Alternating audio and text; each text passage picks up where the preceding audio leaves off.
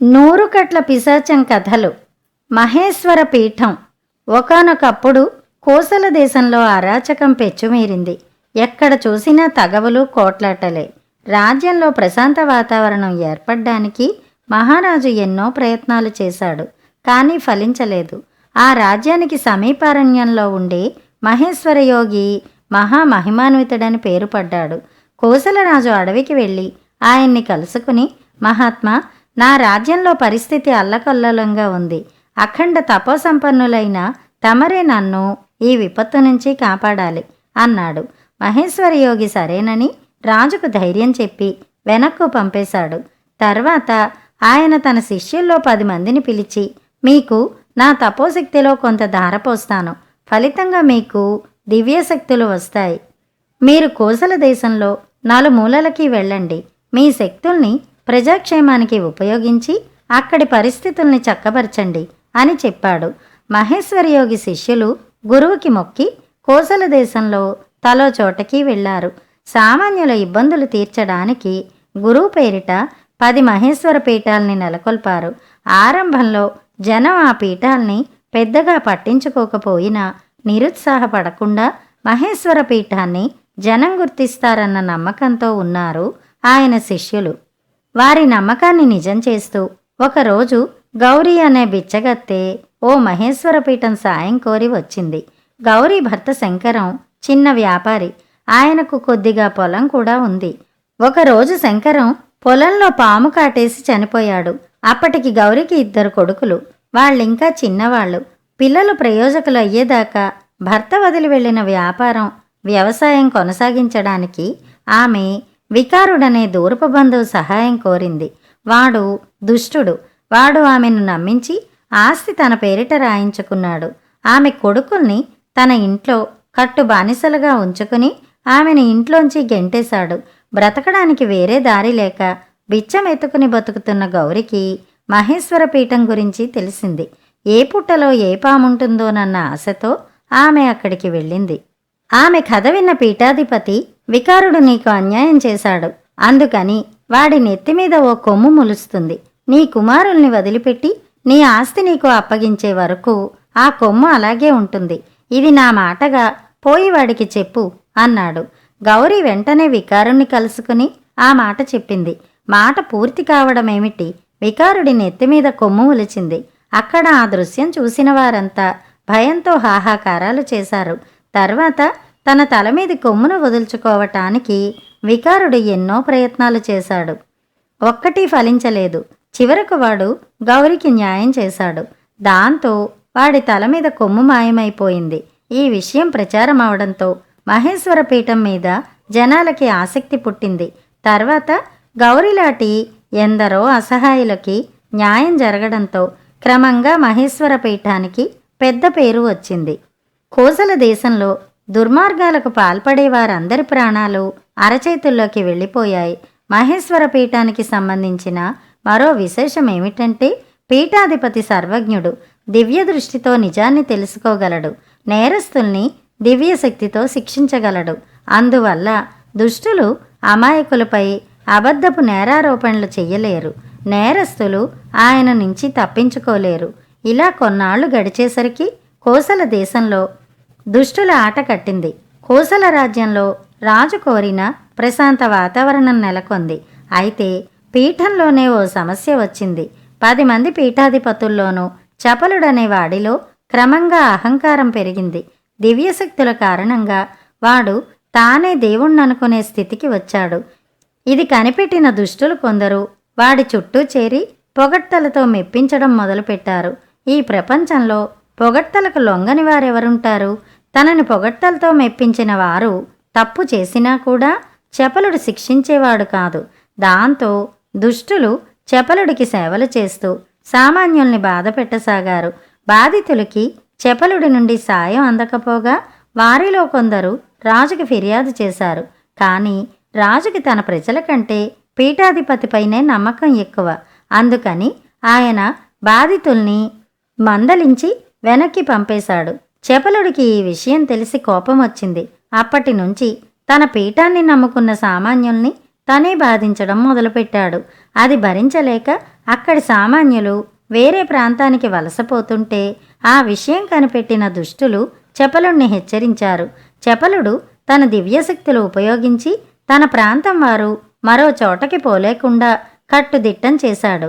అయితే అప్పటికే మరో పీఠాధిపతి ప్రాంతానికి చేరుకున్న కొద్దిమంది అక్కడి పీఠాధిపతికి చపలుడిపై ఫిర్యాదు చేశారు.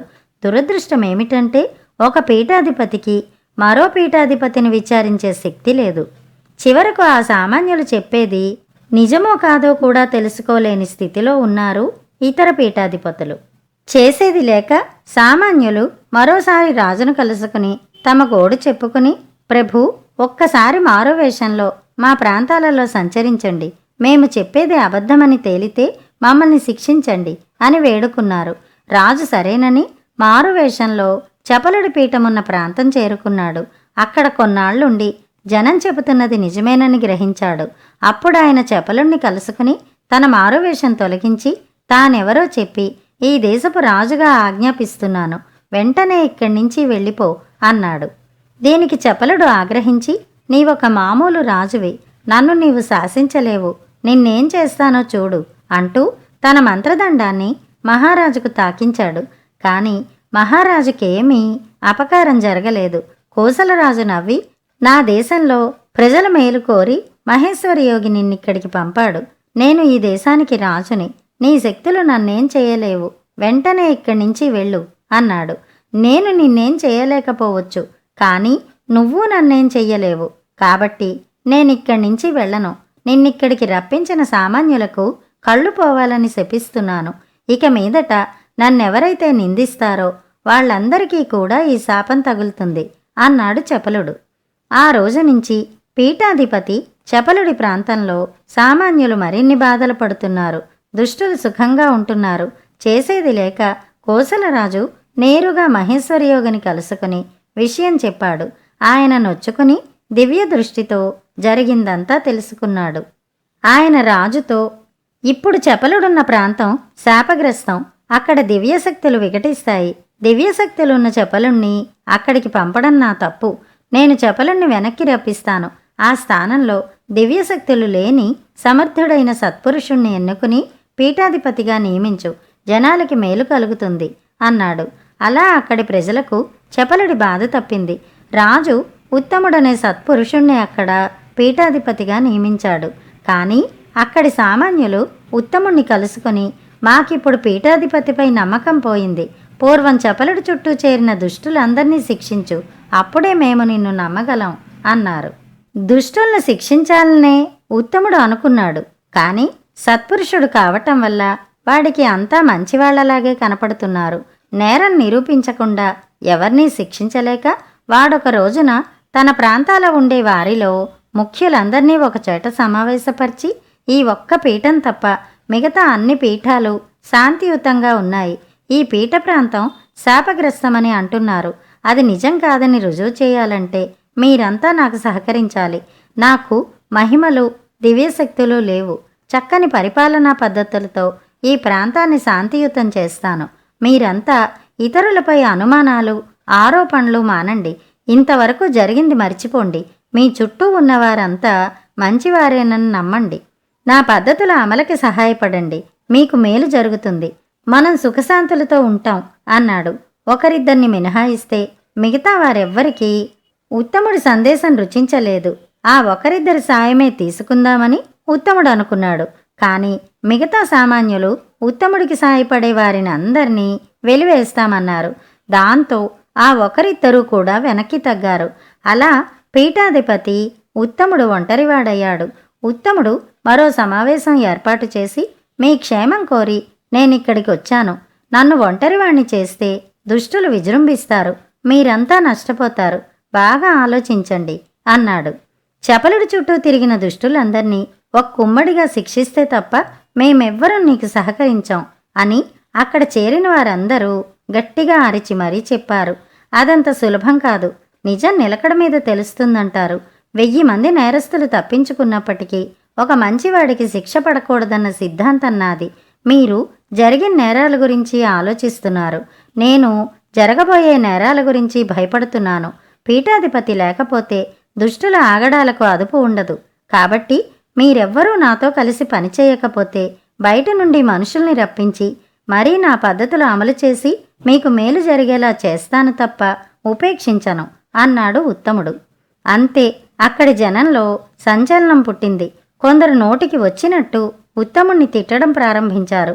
మరికొందరైతే రాళ్లు విసరడం మొదలెట్టారు. ఫలితంగా ఉత్తముడు గాయపడి స్పృహ తప్పి పడిపోయాడు. అప్పుడు కొందరు పెద్దలు ఉత్తముడి చుట్టూ రక్షణగా నిలిచి జనాన్ని అదుపు చేసి తర్వాత ఉత్తముడిని వైద్యుడి వద్దకు చేర్చారు. కాసేపటికి ఉత్తముడికి స్పృహ వచ్చింది. అప్పుడు అక్కడ ఉన్న పెద్దలు, అయ్యా, మా వాళ్ల తీరు చూస్తుంటే మాకే సిగ్గుగా ఉంది. నీవిక పూనుకుని కఠినంగా వ్యవహరించాలి. సమావేశంలో అల్లరి చేసిన వాళ్ళని కొందరిని పట్టుకున్నాం. వాళ్ళని కఠినంగా శిక్షిస్తే తప్ప మిగతా వాళ్లకు బుద్ధి రాదు. ఇప్పటికి మా తప్పు మాకు తెలిసింది. పరిస్థితుల్ని అదుపు చేయటానికి నీకు మేం సహకరిస్తాం అంటూ తాము పట్టుకున్న వారిని ఉత్తముడు ముందు హాజరుపరిచారు. ఉత్తముడు ఆ నేరస్తులతో, మీకు పాతపీఠాధిపతి చపలుడి చుట్టూ చేరిన వారికి బుద్ధుల్లో ఏమీ తేడా లేదు. అప్పుడు వారిని క్షమించినట్లే ఇప్పుడు మిమ్మల్ని క్షమిస్తున్నాను. ఇక మీదట నేరం చేసిన వారికి శిక్షలే తప్ప క్షమాభిక్షలుండవు. ఆ విషయం గుర్తుంచుకోండి అన్నాడు. అక్కడున్న పెద్దలు తెల్లబోయి, అధికారంలో ఉన్న నిన్ను స్పృహ కూడా తప్పేంతగా గాయపరిచిన వీళ్లను క్షమించడం సబబేనా అన్నారు. పాతపీఠాధిపతి ప్రవర్తన వల్ల ఇక్కడి సామాన్యులు కూడా దుష్టులైపోయారు. సామాన్యుల ప్రవర్తనని బట్టి నేను దుష్టుడినైపోతే నేను వారి స్థాయికి దిగజారినట్లే కదా. ఎదుటివారి స్థాయికి దిగజారేవాడు సామాన్యుడు, ఎదుటివారి స్థాయికి ఎదిగేవాడు ఉత్తముడు. జనాల్ని ఉత్తములుగా తీర్చిదిద్దాలంటే ముందు నాయకుడు ఉత్తముడిగా ఉండాలి. నా పేరు ఉత్తముడు. కొన్నాళ్లకు మన జనాలందరూ ఉత్తములుగా మారితేనే ఆ పేరుకి సార్థకత అన్నాడు ఉత్తముడు. ఆ మాటలతో కొత్త పీఠాధిపతి ఎంతటి ఉన్నతుడో అందరికీ అర్థమైంది. అతడి ఆధ్వర్యంలో మహేశ్వర పీఠంలోని మనుషులు దైవశక్తులతో కాక మానవత్వంతో అదుపు చేయబడడం వల్ల అన్ని పీఠాలలోకి క్రమంగా అదే ఉత్తమమైనదిగా పేరు తెచ్చుకుంది. వినయశీలుడు ఈ కథ పూర్తి చేయగానే రాణి సాటివారిని అద్భుత శక్తులతో ఆదుకుంటే అది దైవత్వం, లభించిన అధికారాన్ని సద్వినియోగం చేసి ఆదుకుంటే అది మానవత్వం. అలా తనకు లభించిన అధికారంతో మానవత్వం దైవత్వం కంటే మిన్న అని ఉత్తముడు రుజువు చేశాడు. ఇంతకాలం నేను మహారాణిగా నాకు లభించిన అధికారాన్ని చపలుడిలా దుర్వినియోగం చేస్తూ వచ్చాను.